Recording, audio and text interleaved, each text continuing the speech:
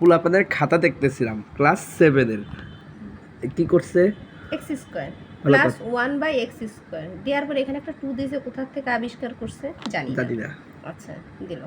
এবার x + 1/x² আচ্ছা সূত্র ফেলার জন্য করছে, বর্গ করছে। এবার তো ওই দূরে স্কয়ার গেল কই?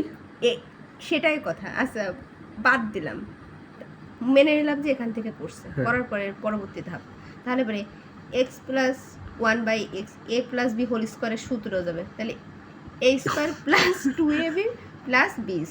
স্কয়ার নেই, স্কয়ার নাই, তারপরে বিটা সামনে চলে আসছে, মেনে ভালো নিলাম। কথা। ঠিক আছে, এরপরে এই 2টা কোথায় পেলো? এটা কিসের মান? 4 কোথা থেকে আসলো? হ্যাঁ এই 4ই বা কোথা থেকে আসলো? আচ্ছা এরপরে 2 বসাইছে, 2 থেকে আবার 2 এবার কোথা থেকে আবিষ্কার করছে কিছু একটা। তারপরে 2 আবার কোথা, 2 এর 2 বের করতে শূন্য হওয়ার কথা। 2 কোথা থেকে আসলো, মানে ঠিক কিভাবে কি করলো? এলা উপকার হইছে।